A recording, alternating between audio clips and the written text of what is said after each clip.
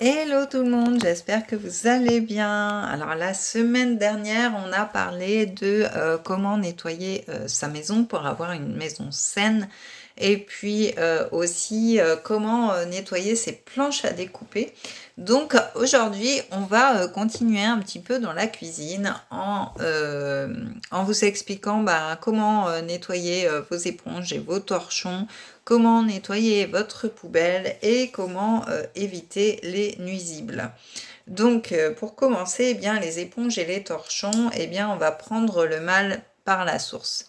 Donc sous prétexte qu'elles nous servent à nettoyer, on les imagine naturellement aseptisées, ce qui n'est pas le cas, et gardiennes de notre hygiène, sans jamais les nettoyer. C'est une grave erreur. Lavez les éponges. Et pourquoi pas l'eau, hein? Tant qu'on y est, comme aurait dit Coluche. Eh bien si, les éponges, ça se nettoie. Donc il faut les remplacer régulièrement par des neuves. Donc ça, c'est la règle numéro 1. Lavez les torchons séparément. Votre linge perso n'a pas besoin de cohabiter avec ces couveuses à bactéries. Et si possible, lancez un cycle de machine longue et à 60 degrés. Alors, les torchons peuvent aussi être lavés avec les draps, ça c'est possible. Et puis, faites une machine à part pour laver le doudou de Médor, parce que lui, il faut qu'il se lave à part, pas avec nos vêtements. Donc, pour éviter de faire la vaisselle avec l'éponge préposée au récurage des Wawa, eh bien, il faut l'identifier. Donc, par exemple, en coupant un des coins au ciseau et informer, bien sûr, toute la maisonnée de son attribut. L'éponge au coin coupé, c'est pour la vaisselle et rien d'autre. Donc, voilà. Nettoyez vos éponges tous les 15 jours, c'est recommandé, c'est une moyenne, tout dépend de l'usage et du nombre d'usagers. Donc, les recettes éponges nickel. Alors, premièrement, il va falloir imbiber les éponges synthétiques de jus d'un demi-citron et les placer au micro-ondes 30 secondes à puissance maxi. Donc ça, c'est pour nettoyer les éponges synthétiques. Deuxièmement, pour les éponges naturelles, eh bien, vous pouvez tester cette astuce d'antan très efficace, c'est-à-dire de faire cuire de l'oseille et laver votre éponge dans l'eau de cuisson ou tout simplement, eh bien, comment... Ah bah mince, j'ai un bug, j'ai reçu un message en même temps et du coup ça m'a fait bugger. Sinon oui, les éponges naturelles, ouais, donc les faire cuire dans l'oseille. Ok. Donc ne pas tenter le diable. Les blattes et autres consoles. Donc les blattes, c'est les petits cafards pour les intimes. Donc les blattes, les fourmis, les mouches et les souris aussi, comme ma petite clochette me ramène tous les jours vivante dans la maison. Voilà. Donc toutes ces petites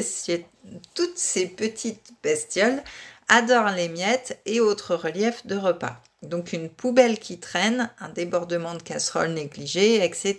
Eh bien ça va les attirer. Il n'en faut pas plus pour que s'organise le top chef des animaux dans votre cuisine. Donc cerise sur le gâteau, si vous êtes allergique aux acariens, il y a des risques que vous le soyez aussi aux blattes. Donc avant d'aller vous coucher, donnez un coup d'éponge bien sûr sur tous vos plans de travail. Pensez à l'arrière des appareils ménagers et donnez un coup de balai. Fermez bien aussi vos poubelles qui est un nid à bactéries, on le sait. Videz l'eau de Médor, remisez sa gamelle parce que les nuisibles attaquent la nuit et sont attirés par l'eau, la nourriture et la chaleur. Donc la recette repousse bébête, ça va être dans un flacon spray de 50 centilitres, de mélanger du vinaigre blanc et de l'eau chaude à parts égales et de vaporiser les endroits stratégiques comme les coins où il y a des poubelles, etc.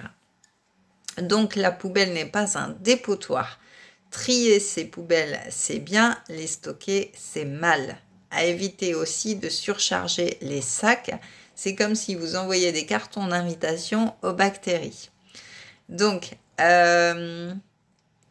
évacuer les poubelles une fois par jour au minimum et une fois par mois, nettoyer à fond la poubelle. Pour les familles nombreuses, on va adopter un truc de grand-mère qui combat à la fois l'humidité, les odeurs et les attaques de bestioles. Donc avant même de placer le sac neuf dans la poubelle, eh bien on va verser un demi-verre de bicarbonate en le répartissant sur le fond. Puis de temps en temps, idéalement à chaque nouvelle couche d'ordures, hop, vous ajoutez 3 cuillères à soupe de bicarbonate.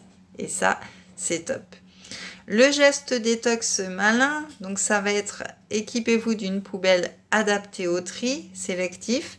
Les modèles basiques réunissent 3 bacs de couleurs différentes et c'est parfait pour apprendre le tri aux enfants.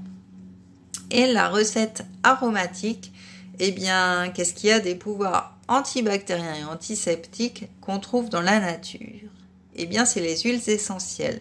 Dans un flacon spray de 1 litre, vous allez verser 1 cuillère à café de savon noir, vous allez compléter avec de l'eau chaude et vous allez ajouter 5 gouttes d'huile essentielle d'arbre à thé et vous allez bien secouer. Alors, vous pouvez soit imbiber une éponge de ce mélange ou soit pulvériser et puis ensuite vous frottez tous les côtés de la poubelle, vous rincez à l'eau tiède et vous séchez avec un chiffon ou à l'air libre. Ou alors, ma petite astuce à moi, c'est d'utiliser mon désinfectant universel qui désinfecte toutes les surfaces, qui aussi désinfecte nos plaies et tout. Comme ça, il n'y a qu'un seul produit dans la maison. Il désinfecte aussi vos frigos, etc. Donc, c'est vraiment un produit au top. Donc, si vous voulez en savoir plus sur ce produit, eh bien, mettez-moi un petit commentaire ou envoyez-moi un MP via mon Facebook. Et donc, eh bien, je vous propose de me suivre sur Facebook, sur Instagram, de vous abonner à ma chaîne en cliquant sur le petit lien qui va s'afficher et en activant la cloche pour avoir les vidéos en direct. Et puis voilà, sur ce, j'espère que cette vidéo vous aura encore aidé. Et puis, je vous dis à très vite, à la semaine prochaine pour une nouvelle vidéo. En tout cas, c'est un plaisir pour moi de pouvoir vous donner des conseils et j'espère que ça vous plaît. Donc voilà, n'hésitez pas à me mettre des petits messages pour si vous voulez un sujet particulier ou voilà, ou de me motiver à continuer si ça vous plaît. Voilà, sur ce, je vous laisse, je vous dis à la semaine prochaine, je vous fais des gros bisous.